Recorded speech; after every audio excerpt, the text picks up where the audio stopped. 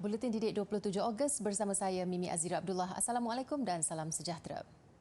Kabinet berorientasikan hasil. Perdana Menteri Datuk Seri Ismail Sabri Yaakob ketika mengumumkan Kabinet hari ini berkata pembentukan itu adalah satu formulasi semula berdasarkan situasi semasa demi mengekalkan kestabilan dan meletakkan kepentingan serta keselamatan keluarga Malaysia lebih daripada segalanya. Kabinet baru menyaksikan pelantikan 31 menteri dan 38 timbalan menteri. Dengan tiada jawatan timbalan Perdana Menteri diwujudkan, sebaliknya mengekalkan 4 jawatan Menteri Kanan. Pengumuman dibuat Datuk Seri Ismail Sabri di Perdana Putra jam 11 pagi tadi yang turut disertai Ketua Setiausaha Negara Tan Sri Muhammad Zuki Ali. Kabinet ini perlu berorientasikan hasil yang berlandaskan kepada 3 prinsip, iaitu peka dengan keperluan semasa, bertanggungjawab dan amanah, dan mengembalikan semula keyakinan rakyat.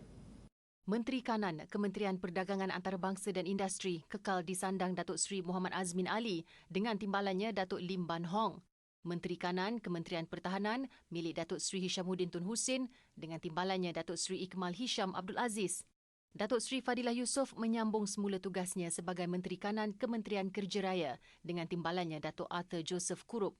Menteri Kanan Kementerian Pendidikan kekal Senator Datuk Dr. Muhammad Razi Majidin dengan timbalan Menteri 1 Datuk Dr. Mah Hang Sun dan timbalan Menteri 2 Datuk Muhammad Alamin. Portfolio Menteri Keuangan juga kekal diberikan kepada Datuk Seri Tengku Zafrul Tengku Abdul Aziz dengan timbalan Menteri 1 Muhammad Shahar Abdullah dan timbalan Menteri 2 Yamani Hafiz Musa. Dalam pada itu, Datuk Dr. Razi Jidin mengucapkan terima kasih kepada Perdana Menteri Datuk Seri Ismail Sabri Yaakob atas kepercayaan yang diberikan untuk terus menerajui Kementerian Pendidikan KPM. Kenyataan itu dimuat naik di laman Facebooknya. Tegasnya, amanah yang diberikan ini akan dijunjung demi masa depan generasi pewaris negara. Beliau juga menyatakan hasrat Perdana Menteri untuk melihat setiap kementerian menjadi kementerian berprestasi tinggi akan diikhtiarkan sebaiknya. Dr. Razi juga berkata penekanan akan diberikan kepada 3 konsep utama di Kementerian Pendidikan iaitu K, Quality, P, Productivity dan M, Modernisasi, di mana ia diteruskan dalam usaha mengukuhkan kementerian itu sebagai sebuah kementerian berprestasi tinggi. Malaysia perlu lebih kehadapan dalam bidang sains, teknologi, kejuruteraan dan matematik STEM bagi mencapai status negara maju dan berpendapatan tinggi. Seiring dengan revolusi industri 4.0, membentuk generasi yang berpengetahuan luas dan berkemahiran tinggi adalah penting dalam mendepani cabaran teknologi yang kian kompleks. Keseimbangan antara manusia dan teknologi penting dalam membina industri sains, teknologi dan inovasi yang lebih mampan. Tak kenal, maka tak cinta. Kecintaan terhadap pelbagai bidang dalam STEM perlu dipupuk sejak kecil, terutamanya bagi anak-anak di kawasan luar bandar. Nilai ini boleh disemai melalui aktiviti co-kurikulum dan kurikulum dengan sokongan pelbagai pihak berkepentingan. Untuk menjadikan mata pelajaran sains STEM ini lebih menarik, saya rasa ini satu aspek yang mana kita boleh bersama-sama, bukan saja kerajaan tetapi juga sektor swasta dan juga NGO ya, seperti National STEM Association. Kita bekerjasama untuk membawa elemen dengan izin experiential learning dalam sains. Dan ini sangat, saya rasa, kurang ya di Malaysia. Selain itu, memartabatkan bahasa Melayu sebagai bahasa pengantar dalam STEM juga boleh menarik minat pelajar luar bandar untuk lebih mendekati bidang ini. Malah pembabitan komuniti dan industri diperlukan bagi memastikan cabaran revolusi industri 4.0 dapat diselaraskan dengan penguasaan pendidikan. Jadi saya rasa peranan program-program informal yang juga dijalankan oleh the National STEM Association ni penting lah tu, sebab dia supplement, dia complement the formal education, especially dekat kita tahu di luar bandar kelengkapan tak cukup, mungkin guru-guru pun tak cukup dan sebagainya. So kita sebagai pemegang taruh ekosistem STEM ni terpaksa pergi. So saya selalu kata industri ni kena tarik sekali pergi dan membantu dan sebagainya. Secara tidak langsung, ilmu dan pengetahuan yang tinggi dalam STEM dapat membangunkan kawasan luar bandar pada masa akan datang, sekaligus mencipta peluang pekerjaan baru dalam bidang berkenaan melalui perubahan inovasi teknologi yang semakin canggih. So saban tahun berlakunya perubahan kepada jenis pekerjaan dan tugas spesifik sesuatu kerja itu berubah dengan cepat. So akibat daripada perubahan semasa teknologi yang semakin pesat berkembang ini, maka landscape pekerjaan kita juga berubah dari segi pekerjaan konvensional yang kita dengar sebelum ini. Di luar sana, Transformasi kepada penguasaan STEM dapat membantu mempersiapkan generasi akan datang bagi memenuhi keperluan revolusi industri 4.0.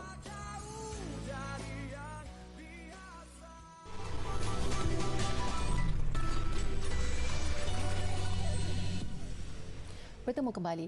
Siapa bapa kemerdekaan? Persoalan ini sering kita dengar diajukan setiap kali menjelangnya Bulan Kebangsaan. Tapi sejauh mana golongan pelajar negara ini mengenali tokoh yang telah memperjuangkan kemerdekaan tanah air yang kini dapat sama-sama dinikmati? Ikuti laporan ringkas yang sempat kami sediakan.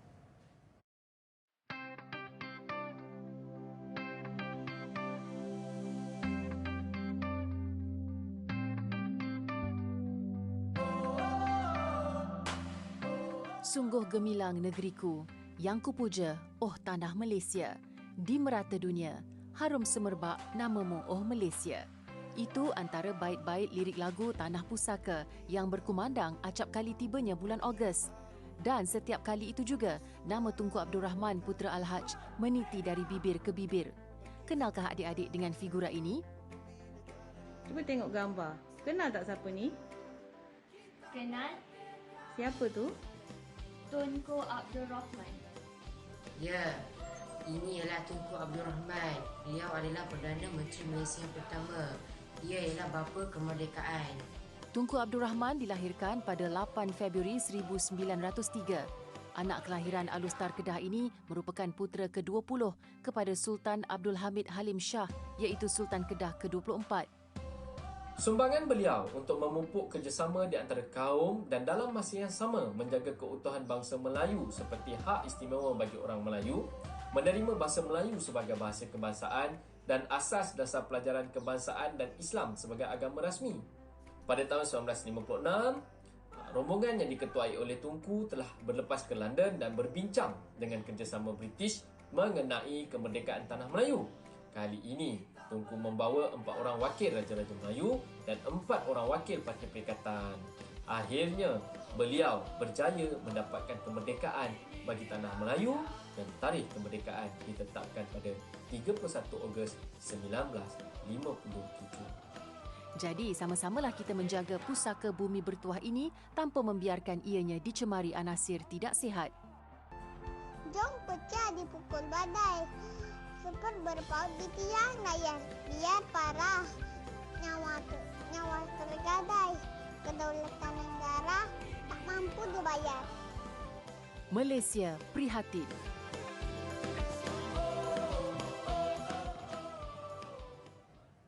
Seterusnya, sambutan Bulan Kemerdekaan tetap meriah dan diraikan penduduk Kampung Bendahara Johor Bahru dengan meneruskan tradisi memasang dan menghias rumah menggunakan jalur gemilang.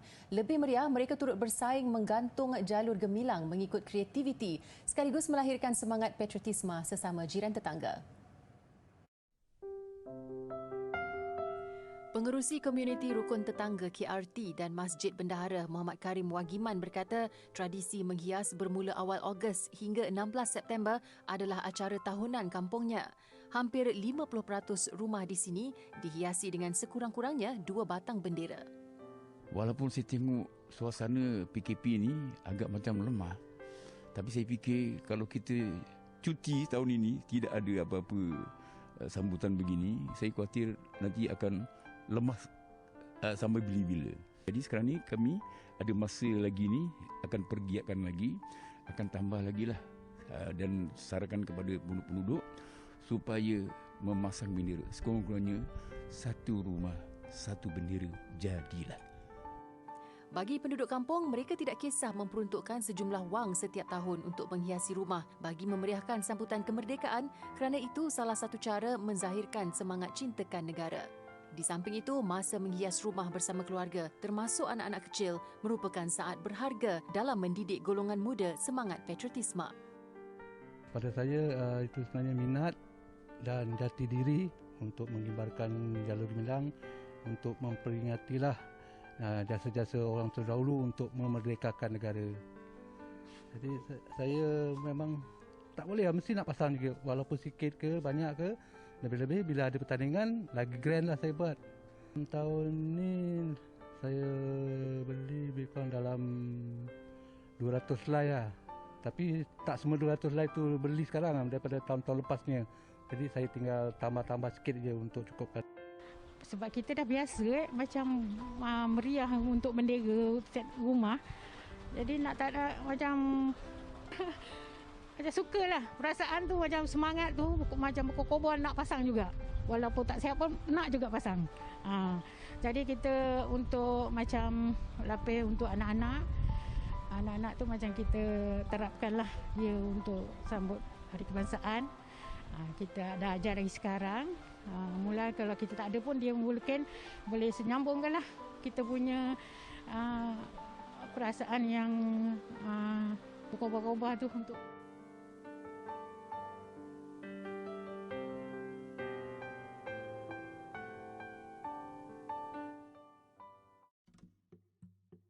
Perjanjian Pangkor berputik daripada Raja Muda Perak Raja Abdullah yang meminta bantuan Inggeris dalam perebutan takhta dengan Raja Bendahara Raja Ismail sebagai Sultan Perak, selain untuk menyelesaikan permusuhan antara dua kongsi gelap iaitu Gihin dan Haisan yang merebut lombong biji timah.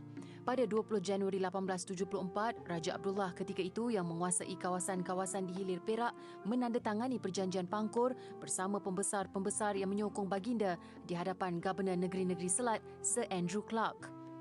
Perjanjian ini mengandungi 14 perkara dan yang paling penting ialah berkaitan dengan pelantikan residen. Dalam peruntukan ini, residen berkuasa penuh ke atas pemungutan dan pengawalan hasil mahsul dan pentadbiran negeri kecuali berkaitan agama dan adat-adat Melayu. Perjanjian ini telah ditandatangani di atas kapal HMS Pluto yang berlabuh di Selat Dinding iaitu di kawasan perairan antara Lumut dan Pulau Pangkor.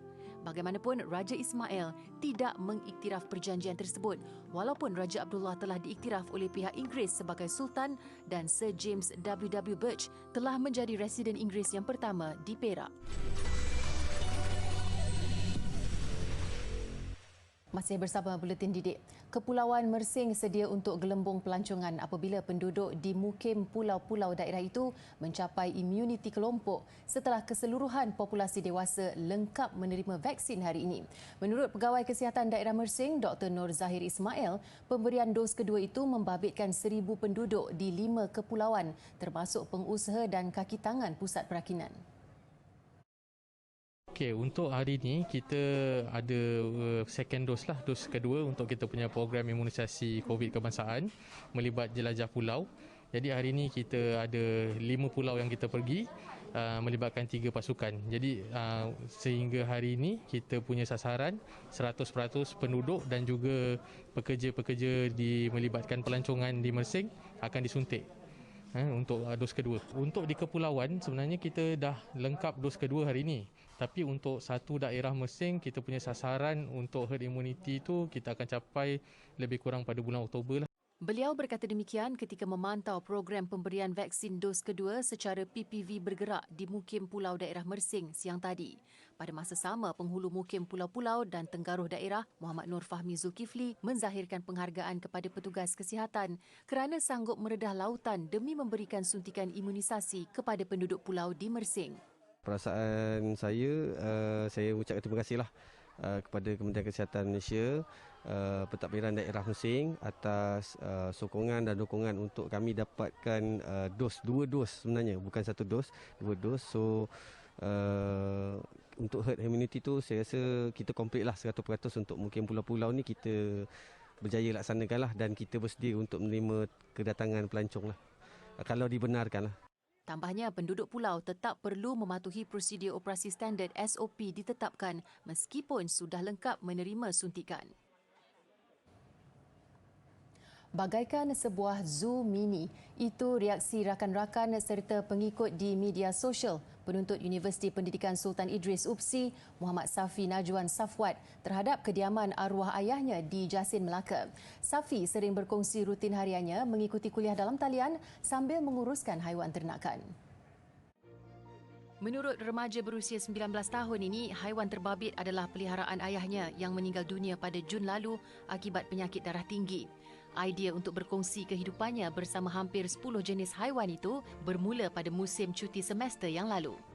Masa tu saya cuti SEM. Okey, waktu tu saya cuti SEM, saya tak di kelas. Okey, saya terfikir nak share sesuatu dengan orang yang tak ada haiwan di rumah. Maksudnya macam mana suasananya di rumah dengan haiwan-haiwan. Perkongsian Safi itu menarik perhatian ribuan pengikut dan mendapat lebih 100,000 tanda suka atau like di TikTok. Tambah Safi, apabila kuliah bermula, dia masih dapat membahagikan masanya antara kelas dalam talian dan mengurus haiwan peliharaan. Waktu pagi, saya akan bangun. Lepas subuh, saya akan bagi makan semua haiwan-haiwan ni. Dan pukul 8 saya akan ada kelas sampai pukul 12. Okey, lepas pukul 12 saya akan lepaskan lembu. Penuntut diploma sains itu juga berkongsi ketika ini dia menternak serta menjual lembu dan arnab. Pada masa hadapan, Safi merancang untuk terus mengusahakan haiwan ternakan peninggalan arwah ayahnya dan berhasrat menyambung pelajarannya ke peringkat lebih tinggi. Jangka masa hadapan, saya rasa saya akan meneruskan pengajian dan untuk ternakan juga akan diteruskan oleh keluarga saya dan dibantu oleh orang lain. Maksudnya dia akan selarilah haiwan dan ternakan juga jalan dan pembelajaran juga dijalankan. Ingin belajar kaedah mengemas dan mengurangkan barangan yang tidak berguna di rumah tetapi tidak mempunyai idea, anda perlu tonton kemahiran yang diajar oleh Marie Kondo yang terkenal dengan kaedah KonMari. Pasti anda akan lebih bersemangat untuk mengemas rumah. Perkongsian kreatif wanita kelahiran Jepun ini lebih-lebih lagi ketika ramai yang terpaksa berkurung di rumah nyata sangat berguna. Kaedah yang diajar beliau sangat praktikal, lebih-lebih lagi idea melipat baju dan mengasingkan barangan yang tidak diperlukan dalam rumah. Matlamat utamanya, gaya hidup minimalis tetapi bahagia. The goal of folding clothes isn't merely to tuck them into tiny little shapes. It's actually a way to express gratitude for your clothes. That's good for you. I think that's important. For me, I'm definitely very rough on my clothes. So first step is to fold. それから、フードを先に tuck back the hoodie, then fold in thirds. And this becomes a smooth rectangle once again.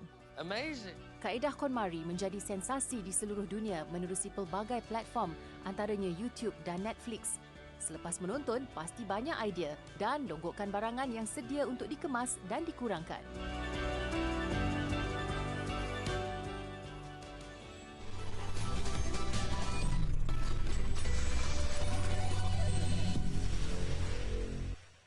Sukan, tim Thanks dari Sarawak gah mengungguli permainan Dota 2 dalam saingan Liga E Sukan Kebangsaan MEL 21 semalam.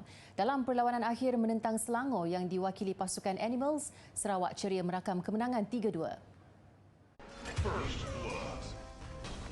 Mara ke separuh akhir upper bracket, laluan Sarawak yang diwakili tim Thanks disekat Selangor terpaksa bermain menentang Perak di lower bracket sebelum kembali ke grand final menentang Selangor. Bermain dengan format best of 5, pertarungan sengit disajikan kedua-dua pasukan berlarutan sehingga jam 4 pagi. Penguasaan awal menjadi milik Selangor yang menang pusingan pertama dan kedua. Sarawak bagaimanapun bangkit pada game ketiga, mengikat kedudukan 2-2 selepas turut memenangi pusingan keempat. Perlawanan penentuan, gelaran juara akhirnya memihak Sarawak menerusi keputusan 37 berbalas 13 untuk kemenangan 3-2 sekaligus membawa pulang hadiah wang tunai RM20,000. Seterusnya, kejohanan ranking dalaman remaja Persatuan Badminton Malaysia BAM, rekod tanpa kalah Siti Nur Syuhaini dan Tan Jeng Yi dalam saingan kumpulan A bakal diuji apabila kedua-dua pemain akan berentap sesama sendiri dalam menentukan juara kumpulan A.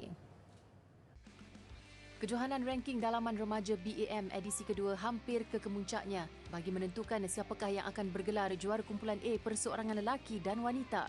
Paling mencuri tumpuan semalam, aksi melibatkan Tang Ji Yi yang dipaksa bekerja keras sebelum menundukkan Ong Sin Yi. Ji Yi menang set pertama 21-5 namun dikejutkan dengan kekalahan teruk 2-21 di set kedua. Dia berjaya mendapatkan momentum di set penentuan sebelum menang tipis 22-20 dalam tempoh keseluruhan permainan 45 minit. Sementara itu, Siti Nur Syuhaini turut mencatat kemenangan selepas menewaskan Chan Wengse. Laluan Nur Syuhaini lebih mudah apabila menang straight set 21-12, 21-17. Nur Syuhaini dan Jing Yi akan bertemu untuk penentuan juara dan naib juara kumpulan A.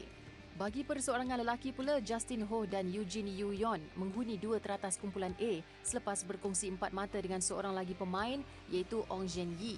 Eugene dipaksa bermandi peluh sebelum menewaskan Zhen Yi dalam pertarungan 3 set 22-20, 18-21, 21-14. Melengkapkan jadual semalam ialah kejayaan Justin yang menundukkan Muhammad Fazriq Muhammad Razif. Justin nyata sukar digugat apabila mudah mencatat kemenangan straight set 21-14 dan 21-16. Baiklah, paparan roda pemerhatian atau Ferris wheel terbesar dan tertinggi di dunia mengakhiri buletin didik hari ini.